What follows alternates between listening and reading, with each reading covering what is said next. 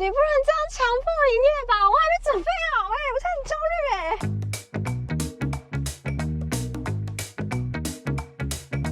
现是谁决定要拍这个啦？超难的啦！电油动力有差吗？当然有差了啊！我们今天把字倒过来放，绝对是有它的原因嘛。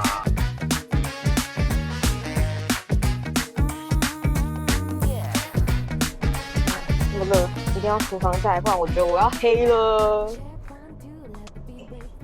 没事挑什么户外的景点，结果自己在那边擦防晒。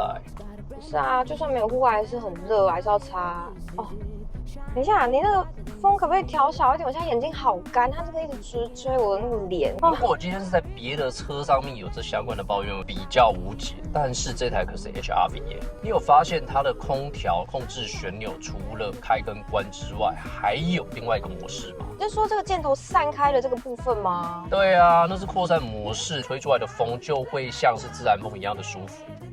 真的完全没有在直吹嘞。哇，舒服吧？哦，我跟你讲，这女生超需要的，你知道吗？每一台车真的都要有这个功能，不然每次吹着我的脸干，眼睛都超干，你知道吗？不要说女生需要，我觉得男生很需要，而且这样子的吹风模式哦，照理说应该要列为全球车坛标配。连你都这样觉得？对啊，因为坦白讲，一直直吹是不太舒服啊，而且我自己左边切扩散模式。你左边有你左边切了，你怎么不跟我讲一下？我怎么知道你不知道这个功能？我怎么会知道？我现在知道，我以后都会注意的。那你有没有发现它的实体旋钮空调面板还具备双区恒温空调，也就是说你副驾驶座可以自己调节想要的温度。这真的很贴心的设计国产跨界休旅车就给你这样的配备，而且连后座都有空调出风口。这样其实不错像有些跨界休旅车后面通常都没有出风口，后面会很闷。另外啊，像我现在坐的这一张驾驶座的座椅，它还拥有8项电动调整功能，所以呢，就算是今天我们要换手，也可以非常迅速的调整出自己适合的角度。贴心再加上自然的风吹拂，超舒服。就很像乘车在非常舒服的草原的感觉。我还以为在开敞篷车了呢。不是啊，可是我突然想到，因为像天气这么热，我们之前在台南开的 CRV， 然后跟你的工作车 Civic 对不对？对。它不是都有配备 Honda Connect 吗？你还记得这个功能？对啊，它的那功能很方便，就是你看天气很热，你就可以提前先遥控开机，然后吹冷气这样子。夏天的话，我几乎每天都在用啊。那这一台也配备吗？当然了啦。也就是说，我可以透过 App 进行空调提前开启，还有许多的一些附加功能，包含保养的提醒啊，又或者可以开启头灯等等的，这一些全部都已经放在这一台 HRV 上面。这个配备真的很方便老实讲，科技始终来自于惰性。对啊，每次都讲这句话。你看你那台车，工作车也是 ，CRV 也是。而且说到这一点这一次小改款之后，你会发现 HRV 的中控台还特别将右侧 USB 的插孔换成 Type C， 从此之后，不论是 Type A 和 Type C 的 USB 都可以直接在上面进行充电。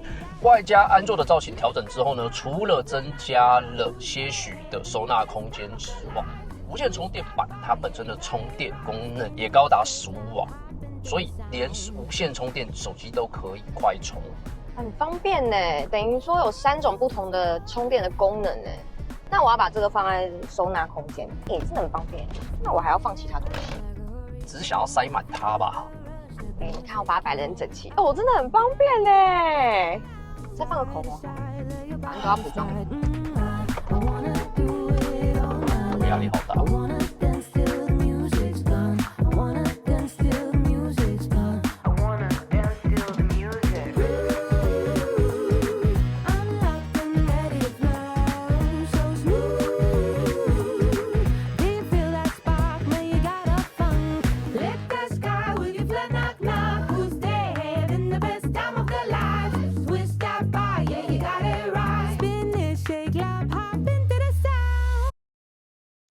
没有想到台湾有那么大片的向日葵花园，它是北台湾最大的向日葵园真的它有18000坪，刚好这个季节是向日葵最美的花季。哇，你剪下来了。他刚才说剪的长度要超过60公分，所以大概是3支剪刀的长度。如果插平的话，向日葵好像是寿命5到7天。我觉得另外有一点就是它上面这个钢毛摸起来就是会比较扎手，要小心一点点。我也要踩踩看。好啊，来我来拿。呀，它其实不太好剪哎。呀，哦，这个很漂亮哎。这朵很漂亮。那刚好我跟工作人员稍微询问一下，在摘取的时候，像没有开花的当然不能摘，开过头的已经在凋谢，而且中间的种子已经在突出了，这也不要摘。哦，呀，真的是从没有想过，摘葡萄、摘草莓，还会来摘花，很浪漫啊，很棒啊。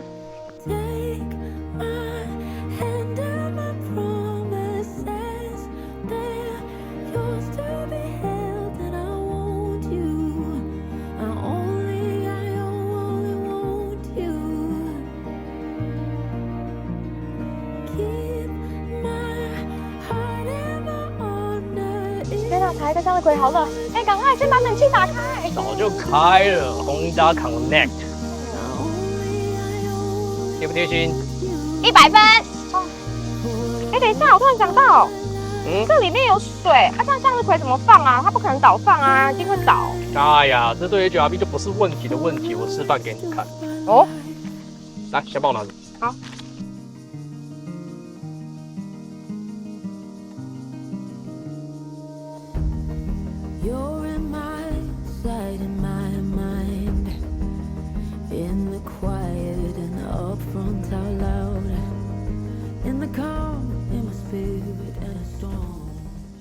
有没有搞定？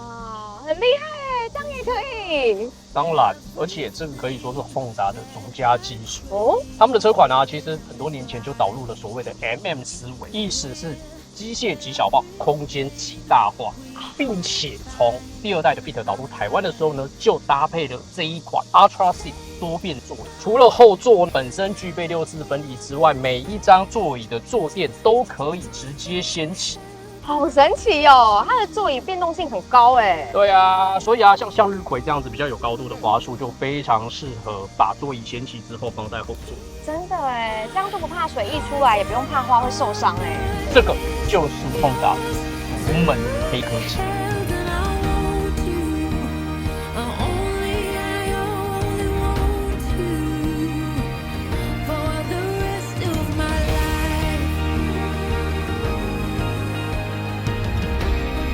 刚被太阳晒个烦到不行，年纪大真的会有一些很多问题耶。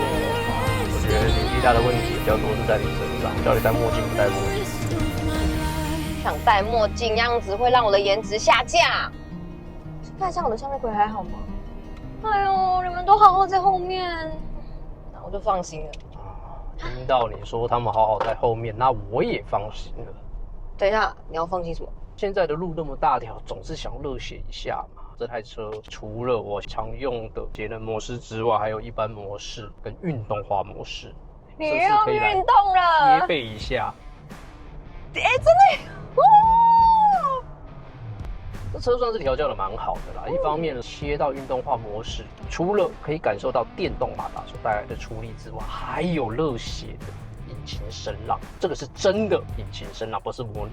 哎，的确，我自己其实也比较喜欢电油车这种贴背感。另外来讲，就是我觉得Honda的车为什么我自己会成为车主，而且深得我心的一点，就是在操控上面，不论是导入电子式方向盘之后，它还可以给予相当精准的转向感受之外，即便是一辆 crossover 跨界休旅车，它的悬吊支撑也依然可圈可点，甚至当我们要进行一些高速过弯的时候，你也不会觉得有那一种太过难耐的侧倾，好像觉得整台车要翻过去一样。这辆车依旧保有相当程度的运动化特质，这也就是为什么Honda的车款它会被人称作本田魂的原因啊。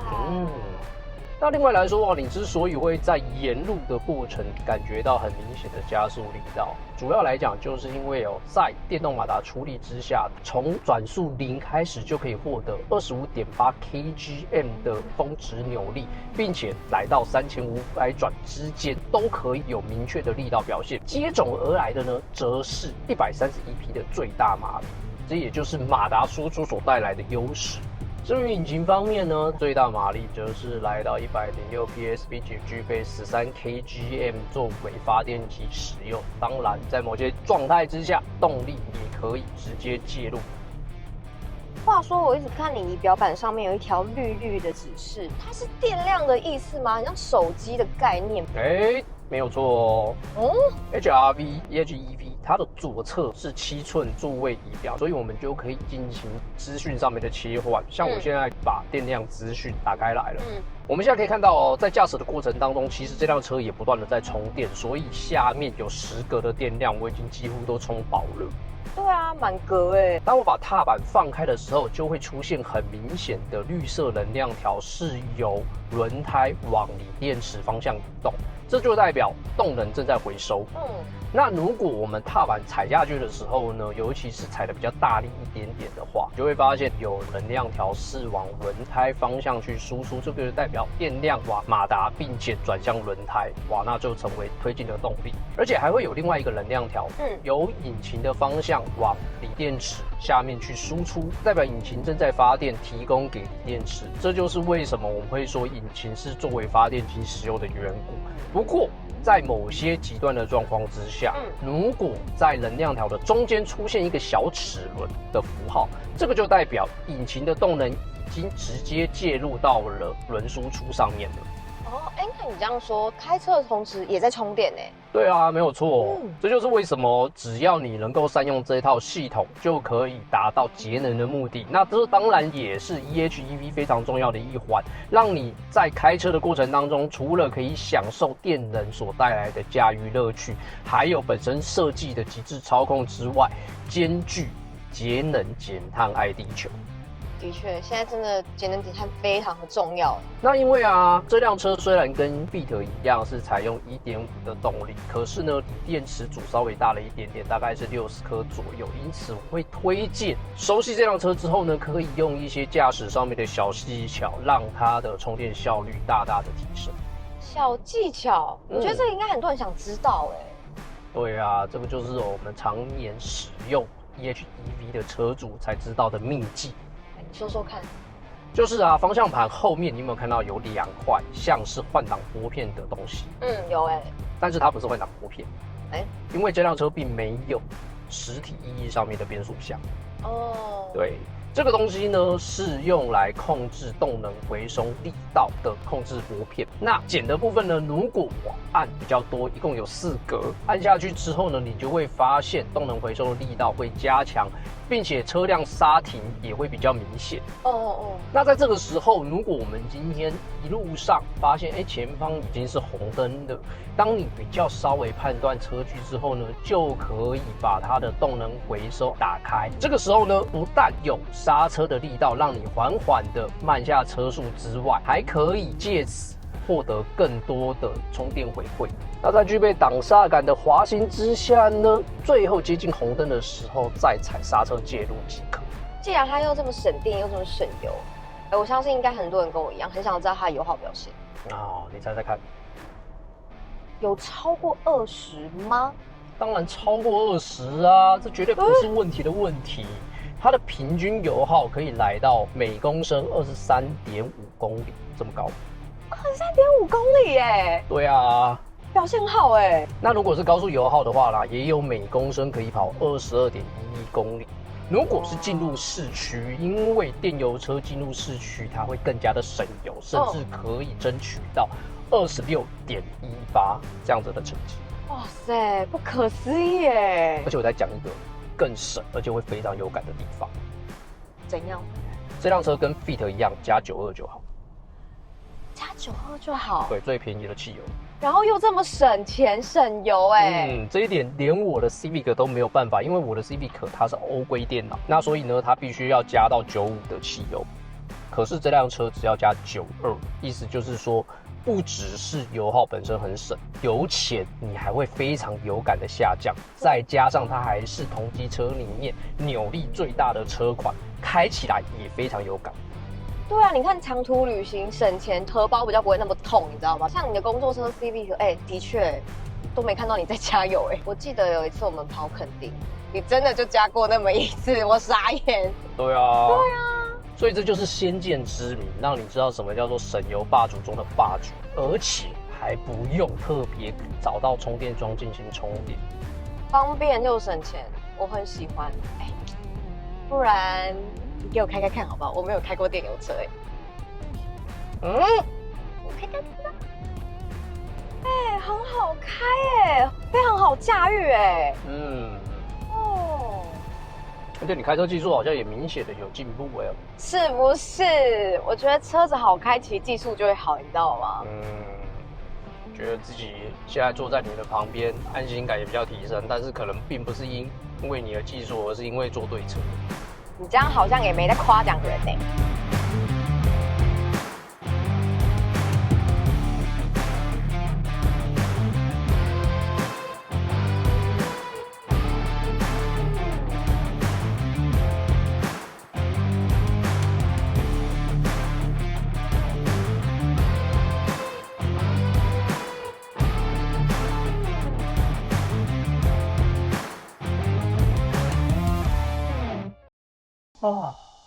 虽然天气蛮炎热的，可是现在在2楼有自然风，还蛮舒服。而且这边风景很漂亮，对不对？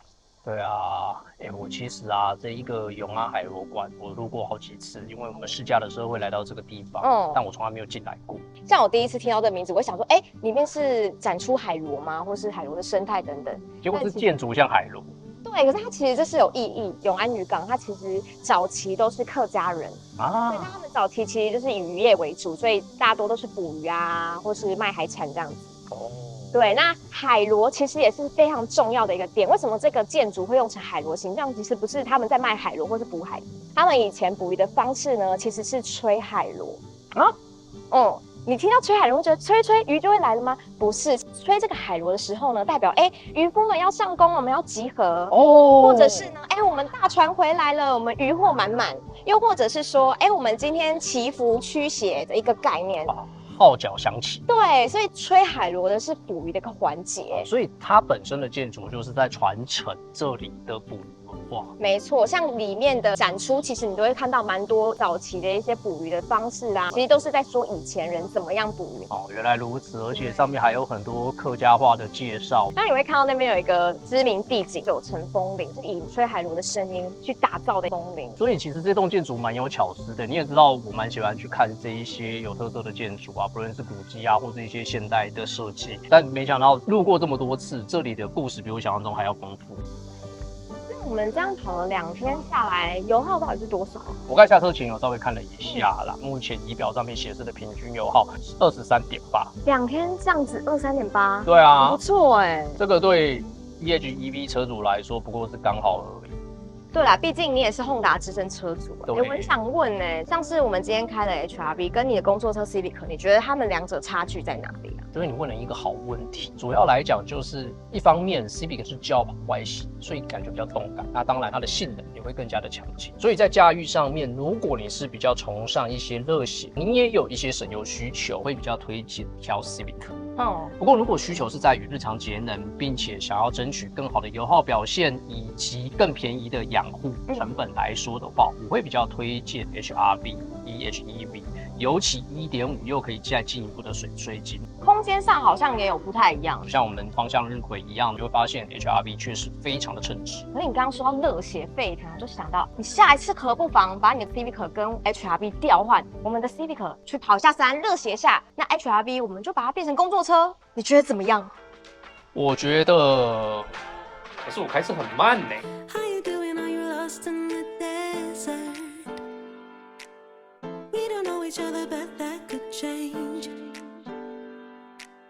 You're so fine, I wanna like you forever. And hope you like what you sing as well. Me and you could look real good together.